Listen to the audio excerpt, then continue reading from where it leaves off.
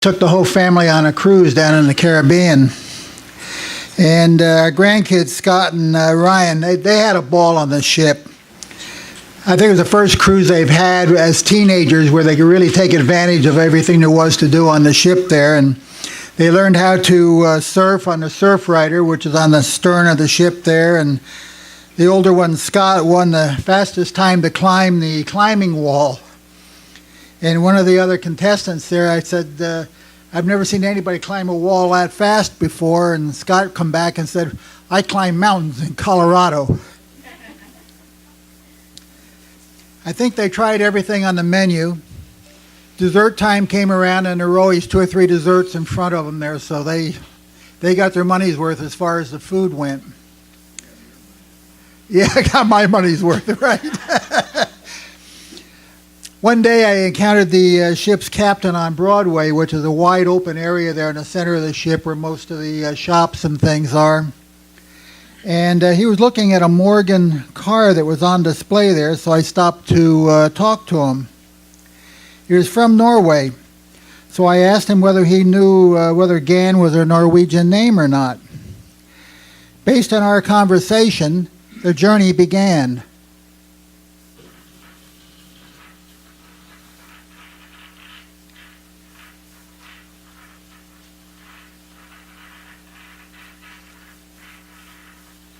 Guess the name of the ship.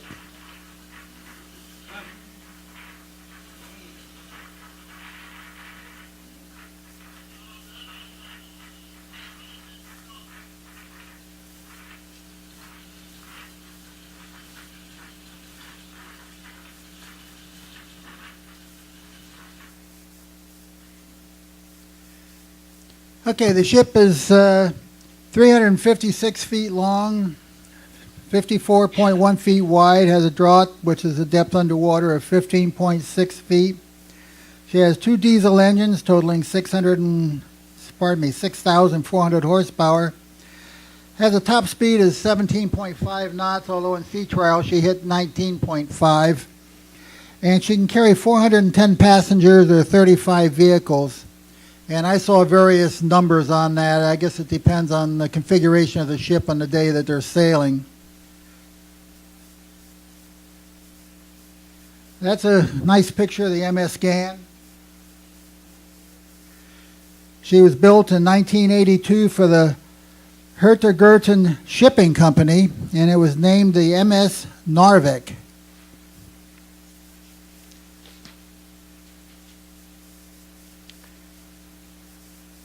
It's a pretty looking ship, though, really. Motor ship. That's motor ship. Yeah. Okay, I'm going to show some pictures of the interior of the ship as I read some history that goes with this and the origins and some other information concerning the ship. That obviously is the bridge. As I say, it was built in 1982, and in 2007 it was sold to the Young Seafarers Christian Association. The association was founded in Stavanger, Norway by Claus M. Hoyes in 1947. It was his vision to profit-driven vessel to give young lads a good foundation for his own profession of Christian reason. The wording is Norwegian, not English, I think.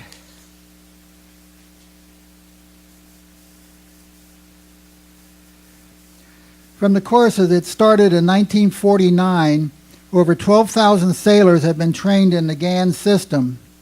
Their advertising says, "We want to be the premier professional education nationality for adolescents who choose a future of maritime activities. The MS Gann is the school's main educational tool."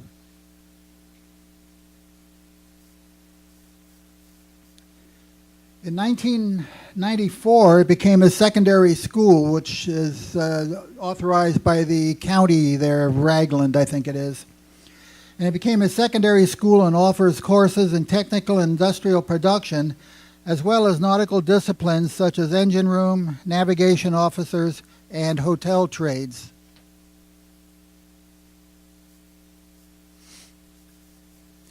This is the 6th ship with the name Gann. The first ship was built in 1903 and named as Sondes. It was renamed again in 1914, and basically it was a coastal steamer.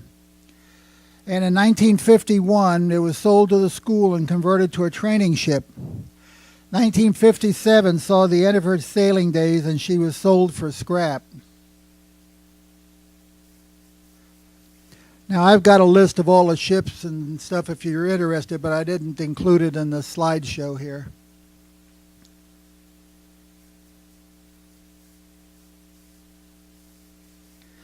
You're probably asking where the name Gann came from. Any ideas? Anybody have an idea? I think it's the other way around. Anyway, I asked the same question, so I called the school in Norway, and I spoke to a very delightful young lady there who probably spoke better English than I do. And she put me in contact with a member of the board of directors there that had actually sailed on the ship. He sounded like an older gentleman on the telephone, and very nice man. And he told me that the ship was named for a fjord in Norway, and that Gann was a very old name.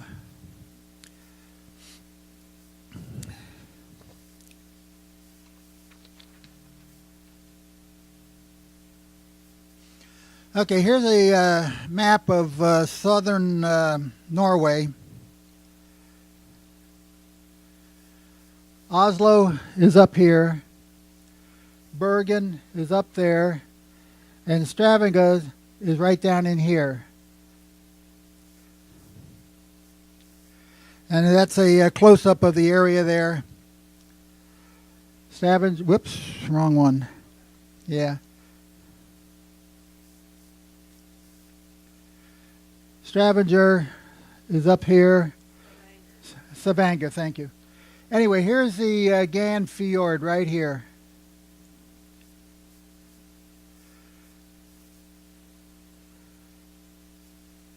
Now this area on the west side here is the one that's heavily populated. The east side here not so much because that's kind of a mountainous area over there. At the southern end of that thing, pardon me for the pages.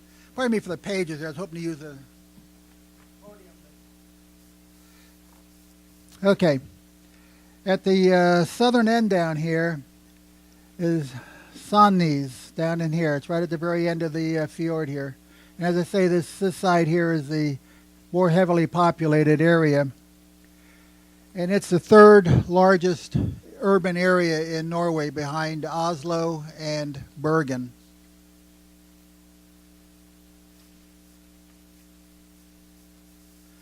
There's a picture of a part of the town there. And it's kind of interesting if you're looking for a Gann. There's the Gann Church. And it's in an area called Gann.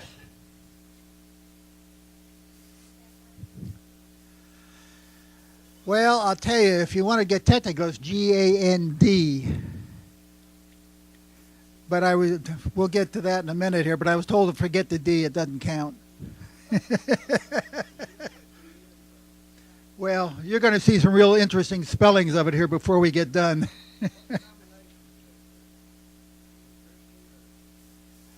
Baptist.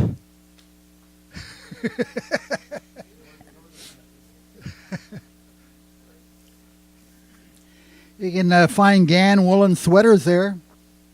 Get them on eBay if you want. Notice the title at the top there.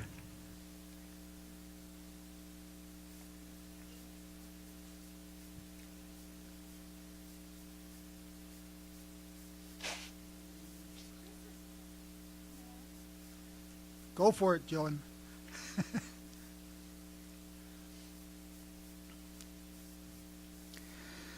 Okay, there were many clay deposits in the area around Sonnes, and it became very well known for its pottery and brick making. The Sawnees, whoops, I keep hitting the wrong button. However you pronounce that, is the brickworks. And they were started in 1783, and it was the first industrial enterprise in the entire county. The clay mill was run on horsepower, but most of the work was completed by hand. A group of toiling men assumed control of the brickworks in 1807. I don't know when it started, but the Gann brickworks closed their doors in 1953. And those are some pictures of the Gann and pottery stuff there.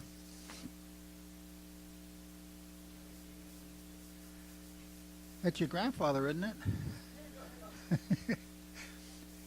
Anyway, there's some of the pottery that they had from the area there.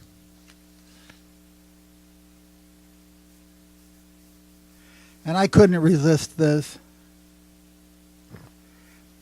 This is just for fun. I love this. A pizza company named Dolly Dimples. It's in the Stavanger, and it is highly rated on Yelp and TripAdvisor. Not much to do with the Ganns, however. I just saw that there and gone through some of the research, and it just hit me the right way.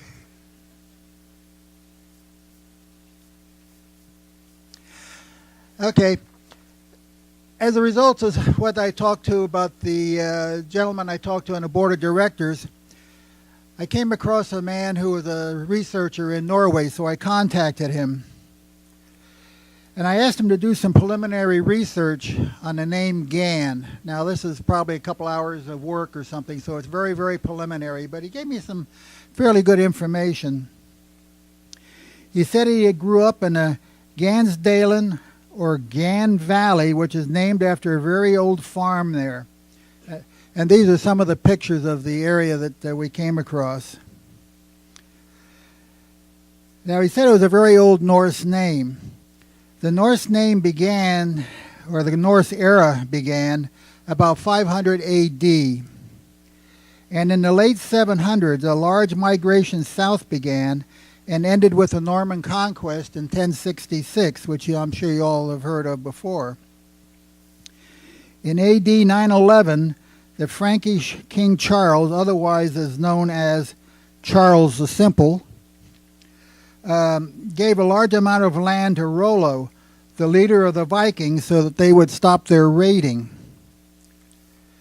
The name Norseman slowly contracted to Norman, and this land region became known as Normandy, and it's roughly the land that King Charles gave to Rollo, as we know it today pretty much as Normandy. There's a description there, but I couldn't find the rivers and stuff.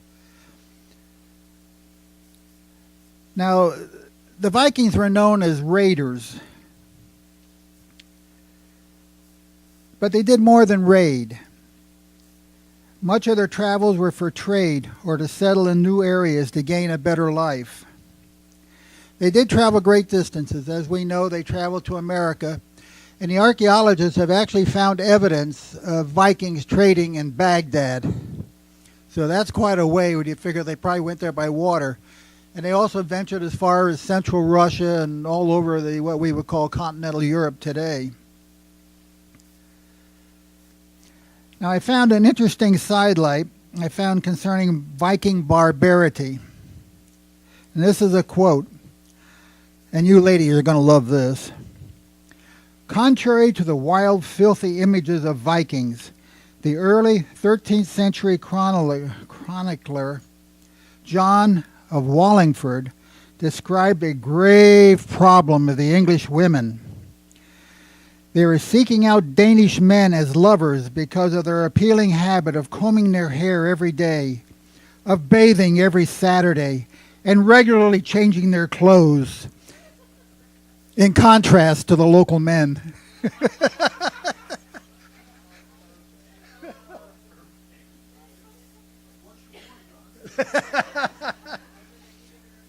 And those are some pictures of the valley area there.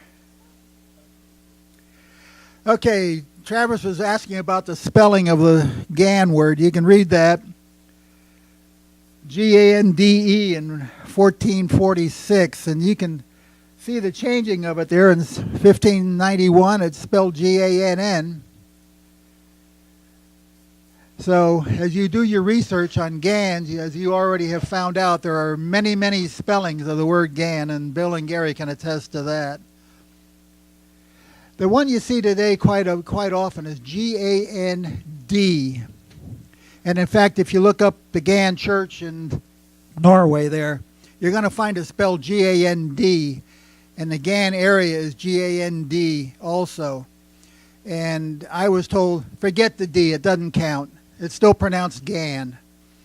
And in fact, the director that I spoke with said it used to be Gann. Somewhere along the line it got changed to Gand, but we still pronounce it Gann. So spelling and language, you're entering into this a little bit. The problem is that the name appears to be an etymon, that's E-T-Y-M-O-N, of Gandor, G-A-N-D-R, which is the earliest form of a word that can be discovered from which its modifications are derived. Today we see Gand, G-A-N-D, in many of the place names, but it is still pronounced Gann. And as I said, I was told, don't worry about the D. If you translate the word Gann to G-A-N-D, and it's real easy to do, it means a sharp-pointed stick for magic purposes, such as a warlock would use to put a spell on someone.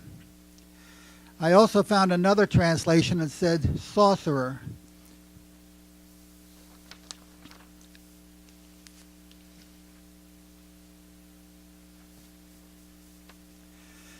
Now, many of you probably remember Chris and I took a trip to Sweden years ago, and we found a Gann church on the island of Gotland, which is an island off of Sweden there. It's part of Sweden. Found out it was a German priest that went up there during the Hanseatic League era. I wrote a letter to the Vatican, which you don't know about this, and they sent me a letter back and basically said, we have no idea who the hell you're talking about. So all we know is that this German priest went up there in around 1200 or so. But there's also a Gann farm on the island, which we found and visited. We know nothing about it. When I was in San Francisco at the Swedish consulate there getting our visas, they had a huge map on the wall. And over in the southwest corner of it, on the border with Norway, was a great big Gann written on the map. And I know nothing about that. But going through this, where we found that the Gann Valley was named after a Gann farm, which is a very old farm, one wonders the connection between Norway and Sweden with the term Gann. More work needs to be done on Norway. Can the Gann name or its earlier forms be traced back to the Norsemen? If so, another problem arises. Does their DNA match our line, or does it match one of the other lines, or nobody, as we found out yesterday? We found a lot of these in England and probably the United States as well.